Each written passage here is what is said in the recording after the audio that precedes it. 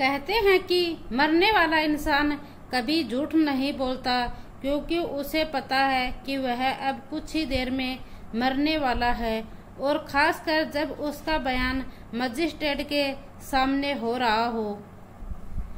फिर जब उस बयानों को कोर्ट में पेश किया जाता है तो जज उस बयानों को सुनकर आरोपी को कड़ी सजा सुनाता है। आज की कहानी कुछ ऐसी ही है। जो बयान दिए गए थे वह उसने जज या कोर्ट में तो नहीं दिए थे, बल्कि एक ऐसी बात थी जो अपनी भाभी को बताकर जाती है, और यह सच सुनने के बाद इसकी भाभी के भी पैरों तले की जमीन खिसक जाती है। जबकि एक लड़की ने 7 जन्मों तक जीने मरने की कसम खाई थी अपने पति के साथ, लेकिन वह अपने पति के साथ महज 7 दिन तक ही जिंदा रहती है, और वह 7 दिन उसके साथ 7 साल के बराबर थे, क्योंकि उस 7 दिन में उसने एक एक पल बहुत मुश्किल से जिया था। आपको इस बात का अंदाजा भी नहीं होगा। दरअसल उस लड़की के साथ जो हुआ था वह वाकई में ही बहुत भयानक होता है। इस कहानी को सुनने के बाद शायद आपको भी ऐसा लगेगा कि कोई पढ़ा लिखा इंसान तो ऐसा कदम कभी भी नहीं उठा सकता, लेकिन जो व्यक्ति यह कदम उठाता है वह पेशे से इंजीनियर होता है। नमस्कार, राधे राधे, जय श्री कृष्णा। मैं पूजा आज आपको जो सच्ची घटना सुनाने जा रही हूँ, यह सच्ची घटना है उत्तर प्रदेश, और उत्तर प्रदेश का एक जिला है हमीरपुर, और हमीरपुर की ही एक कॉलोनी लगती है PWD कॉलोनी। और मैं बात कर रही हूँ 3 फरवरी 2024 के शाम की। यहाँ से लगभग 82 किलोमीटर दूर एक जिला है जालौन, और वहीं का एक इलाका लगता है उरई, और उरई की रहने वाले विजय की बारात गई थी इस हमीरपुर सदर कोतवाली क्षेत्र में। जब बारात जाती है तो बारात में घर परिवार के लोग, रिश्तेदारी और दोस्त वगैरह होते हैं, और यह शादी का समारोह था। यह बड़ी अच्छे से हो रहा था। फिर रात को जब उनके फेरे किए जाते हैं, फेरों में वह 7 जन्म तक की कस्में खाई जाती हैं। पंडित जी उन्हें कस्में दिलाता है और 7 वचन भरवाए जाते हैं, और शादी होने के बाद फिर अगला दिन निकलता है। अगला दिन होता है 4 फरवरी 2024, और फिर दुल्हन को यहाँ खुशी खुशी विदा कर दिया जाता है। जब दुल्हन को विदा किया जाता था तो वो लोगों में खुशी की लहर थी, क्योंकि दुल्हन को विदा किया जा रहा था, और यहाँ पर जो कुछ भी किया था वह लड़की के भाई ने ही किया था, क्योंकि यह लड़की अपने भाई की इकलौती बहन थी, और इसके माता पिता पहले ही मर चुके थे। और फिर जब बहन की विदाई होती है तो यह भाई बड़ा विलाप भी करता है, और खुशियां भी मनाई जाती है।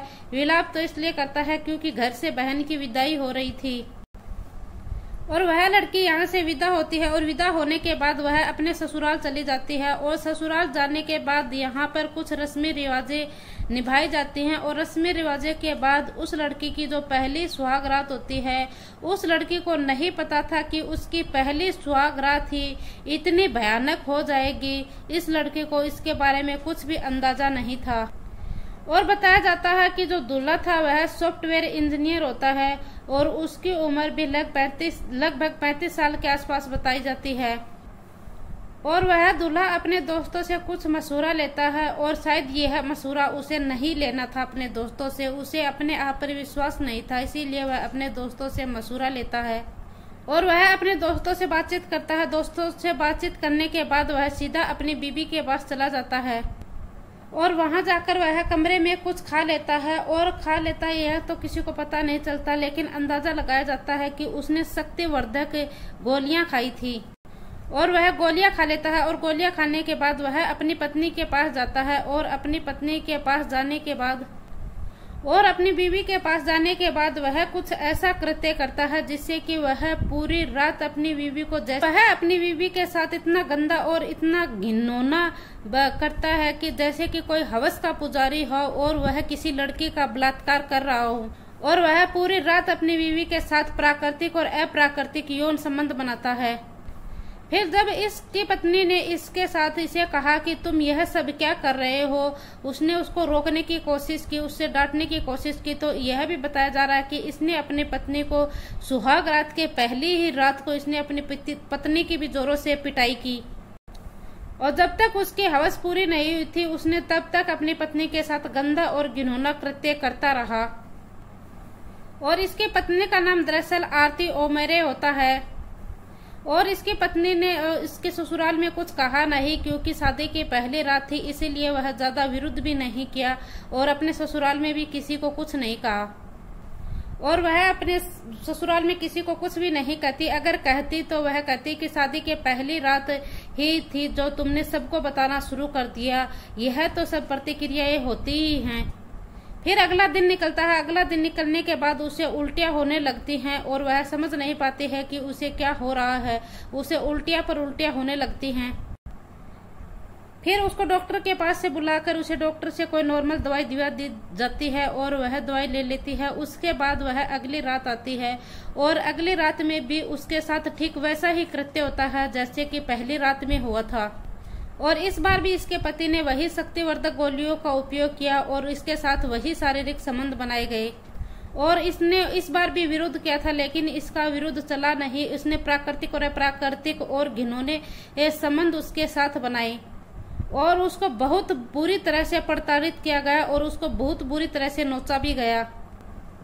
और इसका ससुराल में दूसरा दिन था और वह यह सब किसी को बताने की भी संकोच कर रही थी कि वह किसी को ससुराल में किसी को बताए या ना बताए कि कोई मुझे क्या कहेगा, यह सब किसी को मैं बताऊंगी तो। फिर ऐसे ही करते करते एक रात निकल गई, 2 रात निकल गई और फिर तीसरी रात आती है। दूल्हा बस अपनी हवस मिटाता है और वह उसको कुछ भी नहीं पता कि मेरी पत्नी को क्या दिक्कत है, मेरी पत्नी को क्या हो रहा है, लेकिन वह तो एक गैर स्त्री की तरह है। यह सब कर रहा था जैसे कि मेरी पत्नी नहीं, ये तो कोई और ही है और बस इसके साथ बलात्कार ही किया जाएगा। और उसकी पत्नी के जो आंतरिक अंग थे वह भी डैमेज हो रहे थे। तीसरे दिन वह लड़की एकदम से परेशान हो जाती है और परेशान होकर वह लड़की अपनी जेठानी से बताती है कि मैं बहुत परेशान हूँ, करूँ तो करूँ क्या मैं आखिरकार। उसे लगातार उल्टियां पर उल्टियां हो रही हैं और उसे किसी छोटे डॉक्टर को दिखाया लेकिन उससे उसको कोई आराम नहीं मिला।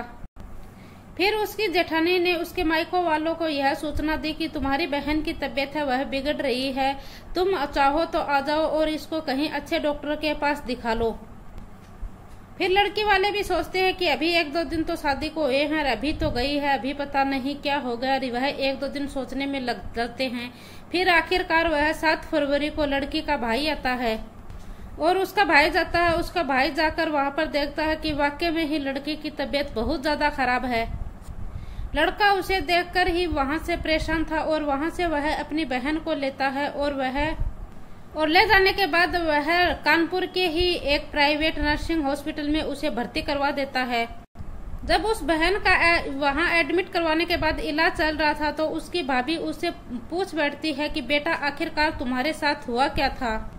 फिर वह लड़की अपनी भाभी को बताती है कि उसके साथ उसके पति ने कुछ ऐसा किया कि जब उसका पति उसके साथ संबंध बना रहा था तो उसने कुछ गोलियां खाई थी और उस गोलियों की वजह से ही यह सब कुछ हुआ है।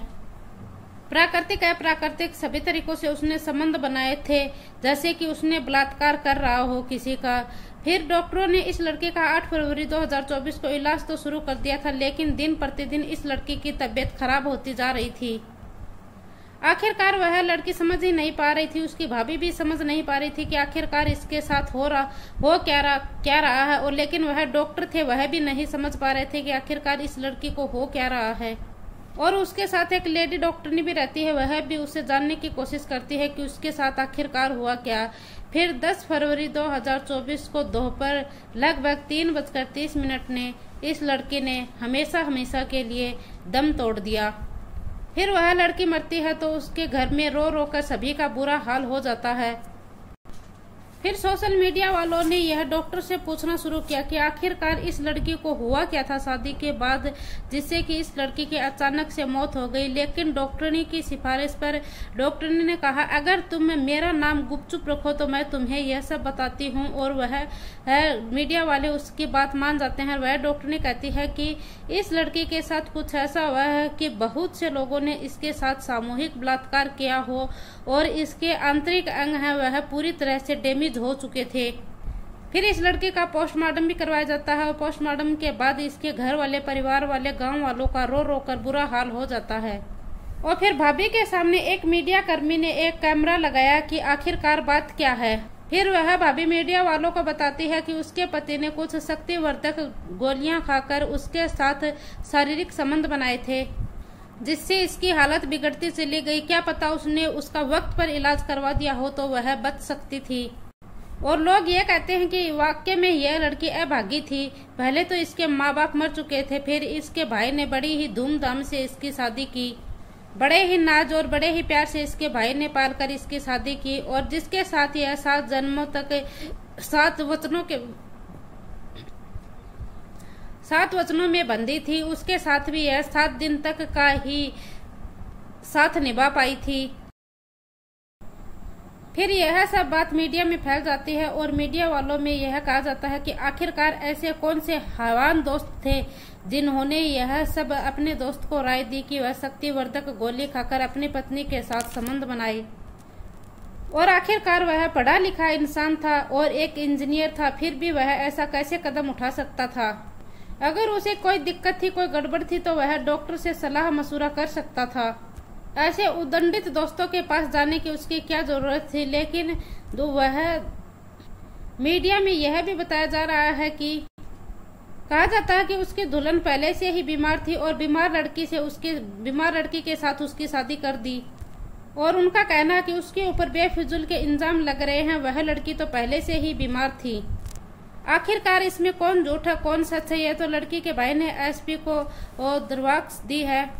अब आगे क्या होगा यह तो सिर्फ जांच के बाद ही स्पष्ट होगा। और मीडिया में जो खबर आई है वह वाकई में अपने आप को हैरान करने वाली है, परेशान करने वाली है। दोस्तों, इस पूरे घटनाक्रम को सुनाने का उद्देश्य किसी को दिल को ठेस पहुंचाना नहीं है, किसी को परेशान करना नहीं है, बल्कि आपको जागरूक करना है और सचेत रहना है। ऐसे ही और वीडियो देखने के लिए हमारे चैनल को सब्सक्राइब करें। वीडियो पसंद आए तो वीडियो को लाइक करें। जय हिंद, जय भारत।